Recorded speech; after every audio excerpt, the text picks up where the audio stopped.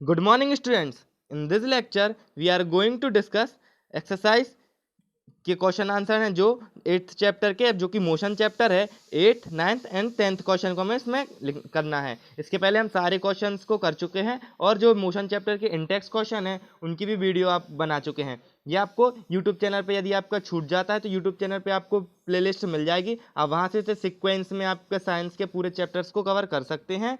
चलिए स्टार्ट करते हैं। फर्स्ट क्वेश्चन है, क्वेश्चन नंबर 8 है। टाइम और हमें स्पीड का ग्राफ दिया गया है एक, और जो कि शो कर रहा है एक कार की स्पीड को इस टाइप से। यह क्या है, यहाँ पर स्पीड का और यह है टाइम। तो ये स्पीड और टाइम का हमें ग्राफ दिया गया है, तो हमें इसमें जो क्वेश्चन दिए गए हमें बताना है इसमें आंसर। जैसे पहला क्वेश्चन है, find how far does the car travel in the first 4 second. हमें बताना कि कार पहले 4 सेकेंड में कितनी दूरी को तय कर लेगा।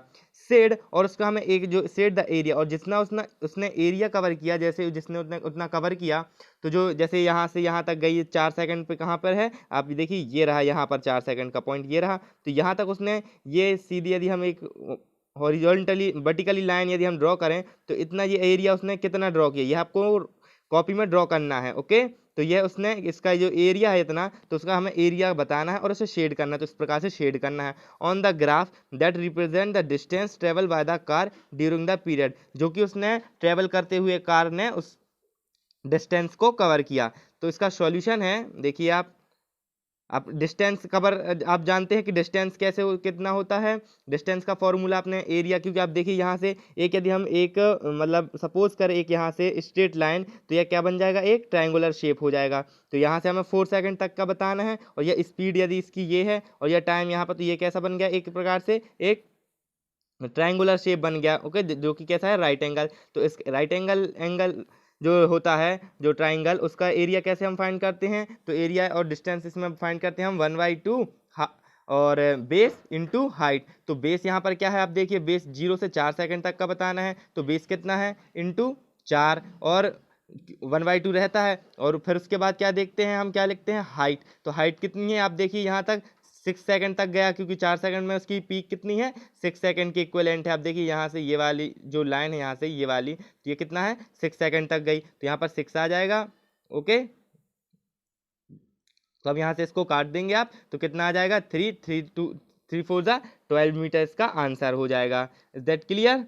नाउ सेकंड क्वेश्चन था इसका, क्या है सेकंड क्वेश्चन इसी का, which part of the graph represent uniform motion. हमें इसमें बताना है कि यूनिफॉर्म मोशन कौन सा पार्ट कार का शो करेगा, कितने सेकंड के बाद, how many second after the graph will show uniform motion. हमें बताना है कार यूनिफॉर्म मोशन कब शो करेगी। तो आप देखिए ये रहा आपका ग्राफ। तो आप देखिए जब 6 सेकंड के बाद आप देखिए जो ग्राफ है वह एक कांस्टेंट लाइन हो गई, एक स्ट्रेट लाइन हो गई, कि ना तो यह मतलब ना तो पीक ले रहा है, तो यह कैसा होगा, एक कांस्टेंट स्पीड से बढ़ता जाएगा, एक ही स्पीड रहेगी और टाइम बढ़ता जाएगा, बट स्पीड कैसी रहेगी, एक इक्वल रहेगी। तो अब देखिए आप इसका आंसर क्या होगा, after 6 second the car moves in uniform motion at a speed of 6 metre per second. 6 metre per second की स्पीड से कार यूनिफॉर्म मोशन को लेगी। Now question number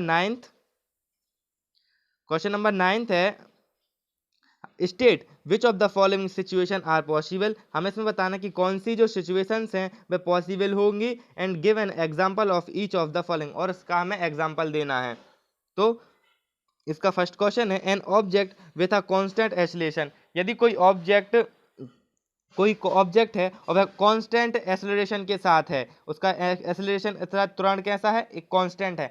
constant in the sense कि ना तो उसका मतलब जो बढ़ता है ना घटता, मतलब फ्लक्चुएट नहीं होती है, ना तो उसकी स्पीड टाइम, तो उसका मतलब जो इसका एक्सेलरेशन है बढ़ने की, वह कैसा है, कांस्टेंट है, ना तो बढ़ रहा है, एक फिक्स है। बट विथ जीरो वेलोसिटी, तो जब कांस्टेंट एक्सेलरेशन रहेगा किसी ऑब्जेक्ट का, तो क्या उसकी वेलोसिटी जीरो हो सकती है, वेलोसिटी वेग होता है। तो यस, आंसर क्या होगा, yes. A body can have acceleration, एक बॉडी के पास जब एक्सेलरेशन होगा, even when its velocity is zero, और जब उसका वेलोसिटी कैसी होगी, जीरो होगी when a body is throne up, जब हम इस बॉडी को ऊपर थ्रो करेंगे। कैसे? जैसे हम यहाँ पर अर्थ पर है तो हम उस बॉडी को यदि ऊपर थ्रो करेंगे तो कैसी होगी उसकी, उसमें एक्सेलरेशन होगा एट द हाईएस्ट पॉइंट। और जब वह एक पीक पर पहुंच जाएगा, हाईएस्ट पॉइंट, जब जहाँ से वह रिटर्न होना स्टार्ट करेगा तो वहाँ पर 1 सेकंड का वो पॉज लेगा। तो पॉज लेगा तो जब रुक जाएगा, क्योंकि जब तो वह रिटर्न होगा तो उस हाईएस्ट पीक पर कैसे उसकी वेलोसिटी कितनी होगी, इसकी वेलोसिटी जीरो हो जाएगी उस हाईएस्ट पॉइंट पर। But it has acceleration equal to acceleration due to gravity. तो फिर वहां पर उसका एक्सेलरेशन कैसा होगा, इक्वल होगा किसके, ग्रेविटी के। क्योंकि जब हमने ऊपर उसको थ्रो किया, किसी भी स्टोन को ले लें या किसी भी ऑब्जेक्ट को, बॉडी को, तो हम जब वह हाईएस्ट पीक पर पहुंच जाएगा तो वहां से वह रिटर्न होना स्टार्ट करेगा। रिटर्न क्यों हो रहा, हमने तो उसको ऊपर स्पीड दी थी, तो वह ऊपर जाने का जब उसकी स्पीड खत्म हुई, मतलब जो जमीन है वह ग्रेविटेशनल फोर्स लग रहा है नीचे, तो वह इसलिए ग्रेविटेशन की वजह से वह इक्वल, जब वह उस पर इक्वल फोर्स अप्लाई होगा तो वह नीचे आने स्टार्ट कर देगा। ओके, तो यह था आपका फर्स्ट क्वेश्चन का आंसर। तो 9th का सेकंड है, an object moving in a certain direction. यदि कोई ऑब्जेक्ट है और वह मूव करता है एक सर्टेन डायरेक्शन में, किसी भी डायरेक्शन में मूव कर रहा है वह, विथ एन एक्सेलरेशन, और एक एक्सेलरेशन के साथ, इन द परपेंडिकुलर डायरेक्शन, तो क्या उसका एक्सेलरेशन परपेंडिकुलर, मतलब परपेंडिकुलर डायरेक्शन होगा, उसका एक्सेलरेशन परपेंडिकुलर हो सकता है? हाँ, ऐसा भी हो सकता है। Yes, an acceleration moving horizontally, जब कोई ऑब्जेक्ट होगा वह कैसा, हॉरिजॉन्टली एक्सेलरेट करेगा। हॉरिजॉन्टली इन द सेंस, जैसे ये वाला सीधे ले लें हम तो यह वर्टिकली होता है, और यदि इस टाइप से लें तो यह कैसा होता है, हॉरिजॉन्टली होता है। ओके, तो अभी आप देखिए यहाँ पे, तो yes, an acceleration moving horizontally is act upon by acceleration due to gravity. तो क्या होगा, जब वह हॉरिजॉन्टली एक्ट करेगा, ऐसे ऐसे हॉरिजॉन्टली मूव करेगा, तो जो एक्सेलरेशन होगा ड्यू टू ग्रेविटी, तो ग्रेविटी की वजह से उसमें डाउनवर्ड उस पर ग्रेविटी लगेगी, तो वह कैसा होगा, साथ में उस पर डाउनवर्ड की, मतलब उस पर फोर्स लगेगा नीचे की साइड ग्रेविटी का, तो वह उसका आंसर यस हो जाएगा इसका भी। ओके, क्योंकि जैसे यहाँ से हमने कोई ऑब्जेक्ट को इस तरफ हमने थ्रो किया, तो हमने तो इस तरफ वेलोसिटी दी है, तो ये ऑब्जेक्ट कैसा मूव कर रहा है, ऐसे मूव कर रहा है। बट जो हमारी अर्थ है तो उस पर एक ग्रेविटी फोर्स नीचे की ओर फोर्स अप्लाई होगा, तो ऐसे नीचे, तो यह मतलब जब भी एंड द पॉइंट, जब भी इसका जो एक्सेलरेशन हमने दिया है, जब यह एंड हो जाएगा वेलोसिटी के साथ, तो वह नीचे ही आना शुरू कर देगा। तो इसलिए नीचे की ओर क्या लग रहा है, क्योंकि फोर्स लग रहा है, तो इसलिए जो ऐसे जब हमने स्टार्ट किया तो यहाँ से यह नीचे की ओर फोर्स लगेगा, ग्रेविटी तुरंत ही लगना चालू हो जाएगा, क्योंकि वो तो है ही। तो यह कैसा हो गया, परपेंडिकुलर फोर्स लगेगा। तो यही इसमें पूछा गया है। Now question number 10th, which is last question of your chapter 8th motion. तो क्वेश्चन 10th क्या है, एन मतलब an a artificial is moving in a circular orbit.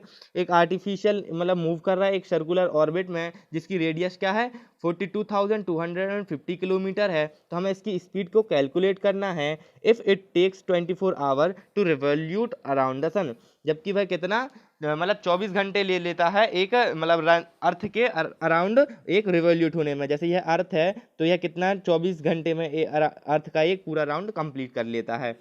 तो हियर उसकी रेडियस कितनी दी गई है, रेडियस को हम आर से डिनोट करते हैं। तो रेडियस कितनी है, 42,250 किलोमीटर है। तो किलोमीटर को हम किस में चेंज करेंगे, मीटर में। तो मीटर में चेंज करने के लिए हम क्या करते हैं, 1000 से इंटू कर देते हैं। Is that clear? तो यह हो जाएगा इतना। फिर हम टाइम को लेंगे, टाइम 24 आवर है तो इसके लिए हम सेकंड में चेंज करने के लिए पहले 24 आवर को हम मिनट में चेंज करेंगे, तो 60 से इंटू करेंगे। फिर 60 मतलब मिनट में हो गया, फिर मिनट को सेकंड में चेंज करने के लिए फिर 60 से इंटू करेंगे, तो यह इतना हो जाएगा टाइम। तो अब हमने स्पीड का फॉर्मूला पढ़ा है, स्पीड बराबर जो डिस्टेंस है। अब डिस्टेंस आप उसने कैसी कवर की है, सर्कुलर है, तो सर्कुलर यहाँ से उसने यहाँ तक ही डिस्टेंस कवर की, तो यह एक प्रकार से सर्कल है। तो सर्कल का जो मतलब जो सर्कल का पेरीमीटर है उसने वही कवर किया कहलाए एक प्रकार से। तो पेरीमीटर का फॉर्मूला क्या होता है, 2πr। तो इसलिए यह लिखा 2πr अपॉन टाइम। तो टाइम हो गया, अब यहाँ पर 2 पाई की वैल्यू होती है, क्या होती है पाई की value, pi is equal to 22/7 होती है, या फिर हम लिख दें 3.14, यह पाई की वैल्यू होती है। तो पाई की वैल्यू पुट कर दी, फिर यहाँ पर रेडियस की वैल्यू पुट कर दी, और ये डिवाइड का साइन लगाकर यह नीचे लिख दिया। आप इसको कैंसिल आउट करेंगे, इसको सॉल्व करेंगे, तो आपका आंसर आ जाएगा 3070.9 मीटर पर सेकंड। इसको किलोमीटर में चेंज करने के लिए आप 1000 से डिवाइड करेंगे, तो क्या आ जाएगा 3.07 किलोमीटर पर सेकंड आपका आंसर हो जाएगा। Is that clear? तो आपके अब इस प्रकार से 4 चैप्टर कंप्लीट हो चुके हैं। फर्स्ट चैप्टर आपका केमिस्ट्री का कंप्लीट हो गया है, और इसके साथ ही 5th एंड 6th चैप्टर आपके बायो के कंप्लीट हो गए हैं और यह आपका 8th चैप्टर मोशन है जो कि फिजिक्स का चैप्टर, ये आपके 4 चैप्टर कंप्लीट हो चुके हैं। आपको इनके नोट्स बनाते जाना है और नोट्स प्रिपेयर करके आपको ग्रुप में सेंड करने हैं, और यदि कोई डाउट होता है तो आप उससे पूछ भी सकते हैं। Okay, thanks.